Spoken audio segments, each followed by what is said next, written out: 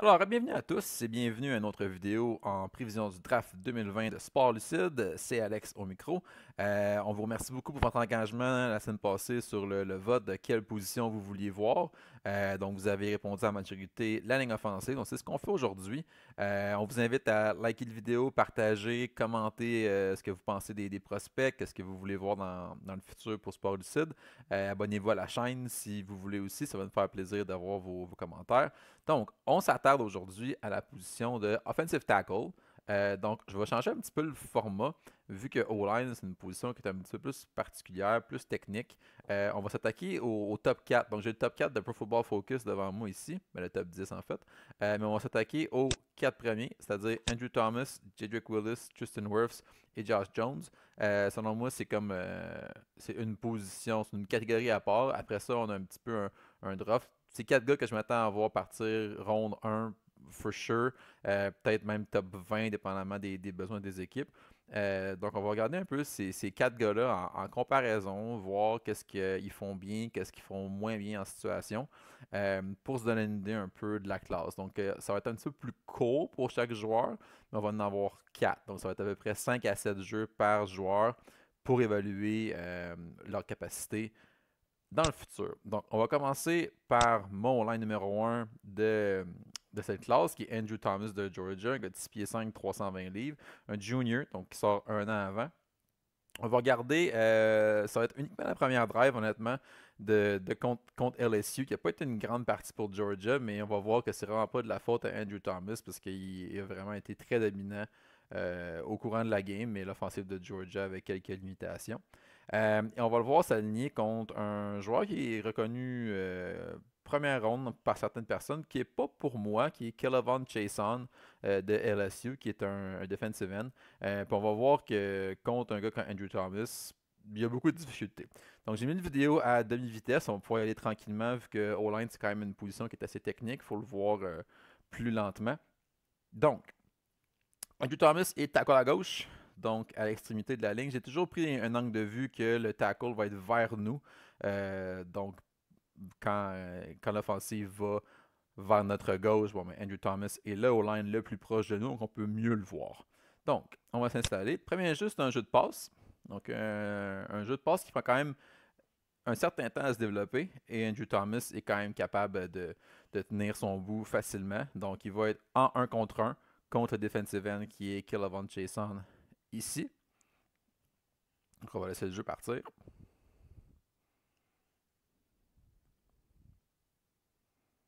Donc, Andrew Thomas, très bonne technique.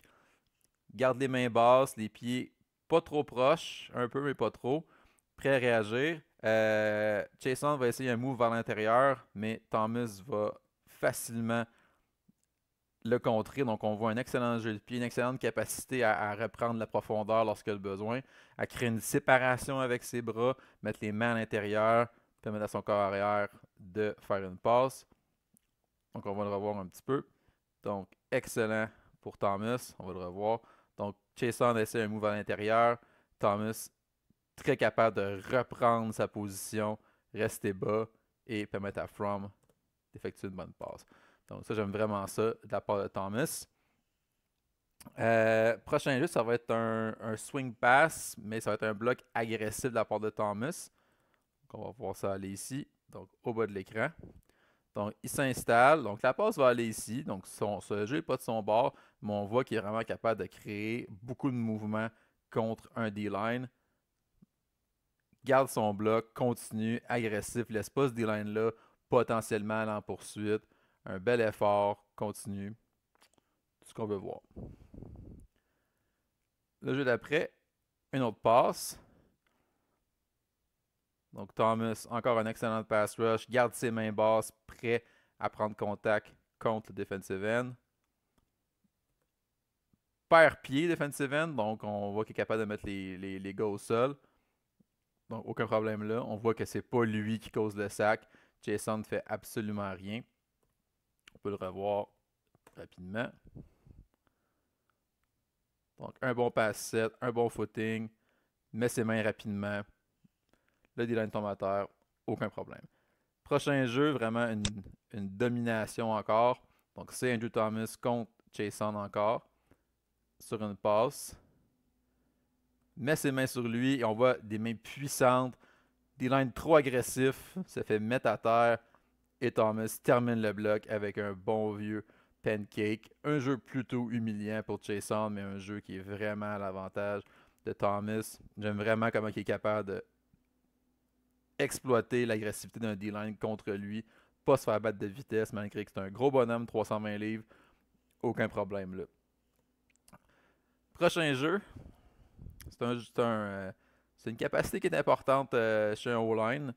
On va voir un stunt. Donc, le defensive end et le defensive tackle vont croiser essentiellement.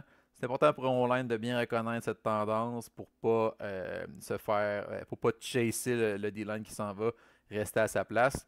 Donc, Thomas fait ça d'une très belle façon.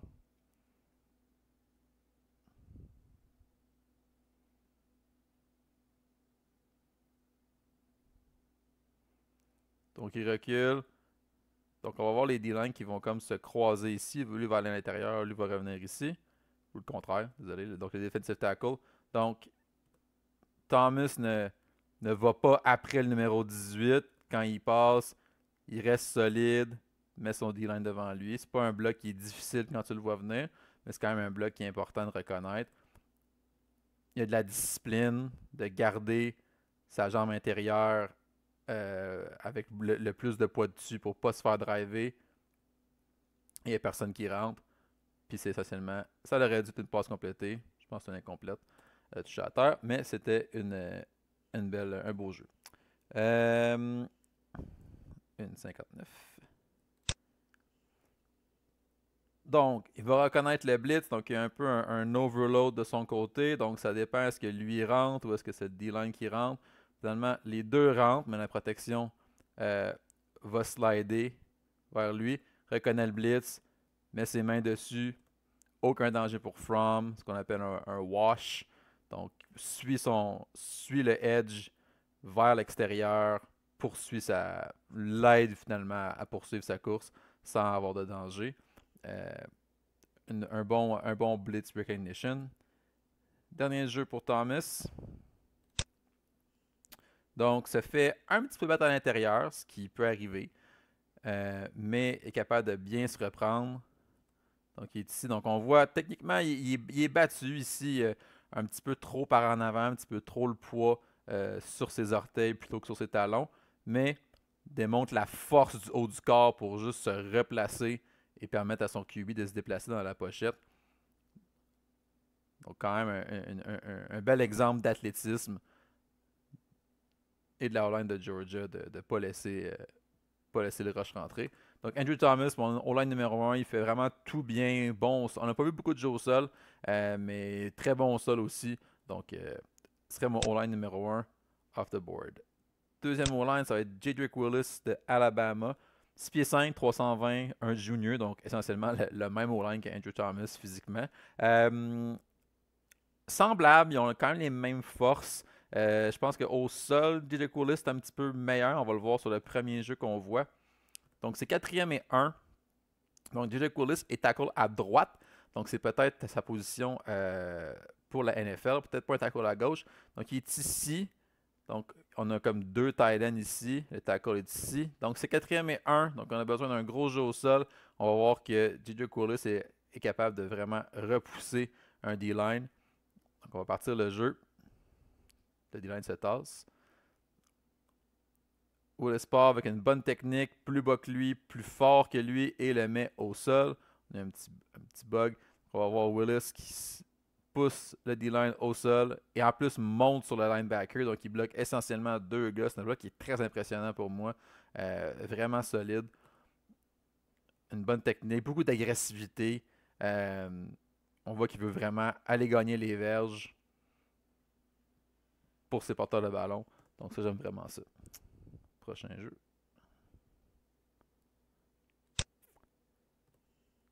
Donc, ça va être un bloc de passe. On avait un bloc au sol. Donc, on a ici Willis. Garde ses mains basses. Il a l'air un petit peu moins puissant que Thomas avec ses mains. Mais il a l'air d'avoir des très longs bras et un bon jeu de pied pour permettre de suivre ses D-line. Donc, j'aime bien ce que je vois ici. La base demeure large et on voit qu'il y a la puissance dans le bas du corps pour tenir, mais il y a peut-être à travailler un petit peu ses mains pour les garder bien à l'intérieur. Ensuite, on va avoir une course de toucher. Donc, Willis va vraiment participer à ça. Donc là, à Alabama, je joue avec plusieurs, comme une espèce de bunch avec deux tight ends et un receveur. Willis est ici, là, juste tackle. J'espère que vous le voyez bien. Donc, un très bon jeu, un très bon bloc. Retourne le D-line sur lui-même, le met au sol. Et le porteur de ballon, Najee Harris, qui passe directement derrière lui. Engage son gars, on voit vraiment sa force de. C'est même pas les bras, c'est plus le core pour tourner le gars et le mettre à terre pour permettre une course de toucher. Donc, très très bien fait. Si on continue. Un autre très bon pass block. Donc, ne permet pas à son gars de rentrer à l'intérieur, garder une bonne technique et va être en mesure de le mettre à terre. Donc, on voit que c'est vraiment une domination physique ici. Le D-line a l'air quand même, on dirait un linebacker plus que d'autres choses. Donc, on voit que c'est vraiment pas le calibre. C'est sûr qu'il n'y aura pas cette facilité-là au prochain niveau, mais on voit qu'il est capable de dominer quand il est contre un blitz de linebacker. Et le dernier jeu, un de mes jeux préférés, qui est, pour ceux qui ne connaissent pas trop la position de ligne offensive, c'est un jeu qui est extrêmement difficile. Ce qu'on appelle un reach block. Donc, Willis est ici.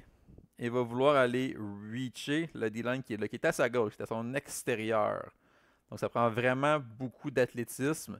Donc, il va aller l'engager ici et il va le retourner de l'autre bord. Donc, pour mettre ses fesses face à son porteur, protéger son porteur. Donc, c'est un bloc qui est vraiment difficile à faire. Willis le fait d'une belle façon, capable de retourner son gars. C'est pas un gros gain, c'est pas lui qui fait le jeu, mais quand même, j'aime beaucoup voir ce bloc. C'est vraiment un bloc de haut niveau, de qualité professionnelle. Donc on voit que Willis a une très bonne technique. Donc, pour moi, Willis est le deuxième meilleur tackle. Un petit peu en bas de Thomas, mais vraiment pas beaucoup. C'est deux valeurs sûres selon moi dans le prochain repêchage. On va aller avec Tristan Wirfs de Iowa. 6 pieds 5, 322, un autre junior. Donc ces trois gars-là sont un petit peu dans la même catégorie. Les trois ont évolué dans une offense qui est plus style pro, ce qui est bien pour leur développement NFL. Donc Tristan Wirfs tackle à droite comme DJ Quillis. La résolution de la qualité de vidéo est un petit peu moins bonne sur celle-là, je m'en excuse. On va essayer quand même de voir ce qui se passe. Donc Wirfs très très physique, alors d'être le plus physique des trois, mais peut-être le moins athlétique. Donc, on va voir ici en protection de passe un pop assez important que son homme tombe par terre. Donc, on voit qu'il est quand même très, très fort physiquement. Donc, il est en mesure de mettre son D-line à terre et de finir le bloc. Un petit peu hors de contrôle. Il était un petit peu chanceux que le D-line est tombé par terre, mais on voit quand même la puissance, la capacité de mettre un D-line au sol. Prochain jeu, c'est un jeu au sol. Donc, on va voir la capacité de Wirfs à créer de la séparation. Donc, il est à la gauche du tight end. Donc, on a un tight end ici. On a Wirfs qui est ici. Ça va être un jeu du style stretch vers la droite. Donc, Wirfs fait un beau bloc ici. Ouvre un trou directement en arrière de lui. Crée une bonne séparation pour le D-line. Le linebacker fait le jeu, mais Wirfs avait fait son travail. Avait créé un bon jeu. Donc, des bons steps, les mains à l'intérieur, créer du mouvement, laisse pas le D-line rester en place. Donc, c'est bien. 3-18 le prochain. Donc, ici, il va y avoir un bon bloc, un bon jeu de passe, un bon bloc de passe, mais le footing de Wirfs est un petit peu sloppy par moment. Avec Willis et avec Thomas, on voit que c'est fluide. Le premier pas est vraiment bien par l'arrière. Sur celui-là, on voit que Wirfs hésite un peu et comme colle ses pieds ensemble plutôt que de kick step. C'est un peu dur à démontrer seulement en audio, là, mais pourrait être en retard des fois. Par contre, fait une bonne job washer, comme je dis, son gars vers l'extérieur, ne le laisse pas rentrer à l'intérieur, laisse son QB rentrer dans la pochette. Malheureusement, il y a plus de pression ici, mais il garde son gars quand même devant lui. La pression vient plus du centre de la ligne, le centre particulièrement, mais c'est quand même un bon bloc de Wirfs. Sur le prochain jeu, c'est un 3e et 22. Donc, une situation qui est vraiment la pire possible pour un offensive tackle. Donc, c'est un jeu de passe, évidemment. Donc, le D-line peut partir avec le plus d'agressivité qu'il veut sans avoir peur de se faire prendre au sol. Donc, tu es vraiment dans une position difficile. Par contre, Wirfs, c'est très bon. On va voir qu'il est un petit peu haut. Donc, j'aimerais le voir baisser son centre de gravité. Mais quand même, est assez athlétique, est assez fort pour garder le joueur devant lui. On va le revoir.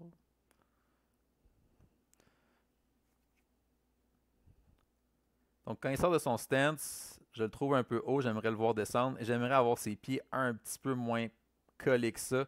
La clé d'un bon line, c'est d'avoir une base assez large.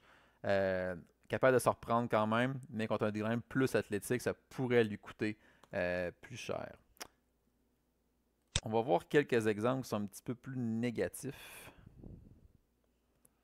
Donc, on va voir quand je dis qu'il est un peu trop haut, ça lui coûte par moment. Donc, le voilà ici. Donc, on voit que le D-line est capable de rentrer en dessous de lui, rentrer au centre et de le reculer. Mais on voit qu'il est assez fort pour se reprendre. Donc là, c'est vraiment un avantage physique qu'il y a sur le D-line. Avantage physique qu'il n'aura peut-être pas tout le temps dans la NFL. Donc, j'aimerais le voir être plus actif avec ses mains pour ne pas se faire prendre au milieu et être obligé de faire ce que j'appelle un recovery block. Il le fait très bien, mais c'est pas ce qu'on veut voir tout le temps dans la NFL, sinon il va se faire prendre. Donc, encore une fois, sur le prochain jeu, il va se faire prendre un peu avec les mains, pas à l'intérieur. Donc, encore une fois, le D-line vient, c'est lui qui crée la séparation. Ça, j'aime moins ça. Wirfs doit vraiment travailler à mettre ses mains à l'intérieur. Mais on voit qu'il est quand même assez fort pour s'en sauver, mais c'est limite. C'est un petit peu limite. Prochain jeu, ça va être un peu comme le jeu que j'avais vu avec Andrew Thomas. Donc, il va y avoir un stunt. Donc, Tristan Wirfs est ici, au bas de l'écran, tackle le plus proche de nous. Il va y avoir un stunt, donc un switch des D-line, un jeu en croisé des D-line. Donc, il revient à l'intérieur. Donc, Wirfs l'engage. Son garde vient le prendre, mais fait le switch au defensive tackle qui revenait à l'extérieur. Donc, c'est bien fait. Les D-line n'ont pas eu le temps de se rendre au carrière. Donc, un bel athlétisme de Wirfs, un beau jeu de pied quand même sur ce switch-là. Donc, pour Wirfs, c'est pas mal ça. Très, très physique, capable d'être très physique au point d'attaque, mais a tendance à être un petit peu trop agressif sur certains jeux de passe et se fait avoir. Des fois, il n'est pas capable de mettre ses mains à l'intérieur. Donc, ce serait à regarder. Donc, il y en a qui voient que peut-être que Wirfs comme un potentiel garde dans la NFL avec sa capacité à être physique au jeu au sol. Dernier O-line, on arrive à la fin. Josh Jones de l'Université Houston, 6 pieds 5, 311, un redshirt senior, donc un gars qui a quand même beaucoup d'expérience, a été partant pendant 4 ans, plus élancé que les autres, moins physique, connu une très bonne semaine au Senior Bowl, qui a fait monter vraiment sa valeur. On va voir quelques jeux contre Oklahoma. Qualité principale de Josh Jones, la qualité de ses mains. Donc, sort ses mains très rapidement et a l'air d'avoir des mains très puissantes. On va voir qu'il va mettre le D-line à terre très souvent avec ses mains. Donc, c'est une belle qualité. Donc, on va voir left tackle. Donc, Jones peut vraiment jouer left tackle. Il est vraiment assez athlète, assez rapide pour faire ça. On va voir sa technique est excellente sur le jeu de passe. Donc, quand je parle de Wirfs qui avait un step un petit peu lazy, on va voir un kick step qui est vraiment excellent pour Jones, pour un gros bonhomme. Donc, un bon kick, garde ses mains actives, tasse les mains du D-line et le met au sol. Donc, vraiment un bloc de passe physique qui permet à son QB de quitter la pochette. J'aime quand même ça, voir ça. Et on le voit régulièrement. C'est pas un highlight tape. On va revoir un jeu qui est très semblable. Donc, un 2e et 6. Jones va sortir ses mains, encore est capable, avec la puissance, voir le D-line qui est trop agressif, le met au sol avec beaucoup de facilité. On sait que la défensive de Oklahoma n'était pas excellente. On l'avait vu contre LSU. Mais quand même, c'est un bloc qui est impressionnant. On va avancer dans le match, voir quelques jeux. Houston renait un concept de pole qu'on appelle. Donc, il y avait beaucoup de mouvement des O-line sur un jeu au sol. Donc, le jeu au sol va aller à droite, mais Jones est à gauche. Donc, on va voir comment il sera en point d'attaque. Donc, il pull avec le garde pour aller chercher un linebacker à l'extérieur. Donc, c'est un jeu qui demande évidemment beaucoup d'athlétisme. Il faut que le O-line se bouge. Donc, Jones sort avec beaucoup de vitesse. Il est capable d'aller chercher des gars. C'est pas un concept qu'on va voir beaucoup dans la NFL, là, ce genre de course-là. Les D-lines sont trop athlétiques pour que ce jeu-là marche, mais ça démontre qu'est-ce qu'on pourrait faire potentiellement avec Jones en le sortant à l'extérieur sur des blocs qui demandent plus athlétique, qui demandent plus d'athlétisme. On va avoir un bloc au sol. Donc, Jones, tackle à gauche ici, qui va aller chercher le linebacker et le pousser pendant environ 10 verges de façon très casual. Donc, on voit Jones qui est capable de se déplacer vraiment très très bien. Il ne se fait pas battre de vitesse par un linebacker. Donc, il est un gars qui est capable de block in space, qu'on appelle. Le linebacker ne lui donne pas la plus grande opposition au monde, un read, mais hors position. Mais on voit quand même que Jones est capable de se déplacer, de mettre ses mains et poursuivre le bloc, finir le bloc, suivre son porteur, 20 verges downfield. On aime bien voir ça. Dernier jeu qu'on va voir. Je commence à manquer de salive.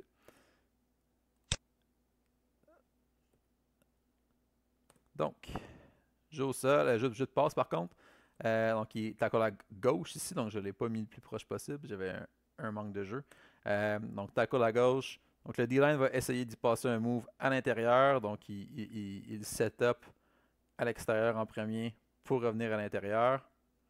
Il va ici et Jones s'en fout un peu. Honnêtement, c'est vraiment... Il y a une aisance dans son jeu de pied qui est vraiment beau à voir. Capable de se déplacer latéralement, garder un bon centre de gravité, garder son leverage, être plus bas que le D-line. J'aime vraiment voir ça. Donc, Josh Jones, un autre gars de première ronde, qui, dépendant de ce que tu veux faire comme offensive, peut être plus intéressant que Tristan Wirfs. Ils sont un petit peu différents. Jones définitivement meilleur sur la passe. Wirfs, c'est peut-être un petit peu plus physique au sol. Donc, c'est ce qui couvre la classe de offensive tackle. C'est le top 4. J'aime vraiment ce que je vois. C'est des gars qui ont beaucoup, beaucoup de qualité. Donc, je pense que tu ne peux pas te tromper. Ces gars devraient partir très, très tôt. Donc, j'espère que ça n'a pas été trop long. J'espère que vous avez apprécié une position plus technique comme la O-line. J'ai beaucoup aimé faire ce tape-là. Ça m'a démontré plein de belles choses de cette classe de O-line-là. Donc, merci beaucoup d'avoir écouté. C'est Alex pour Sport Lucide. À la prochaine.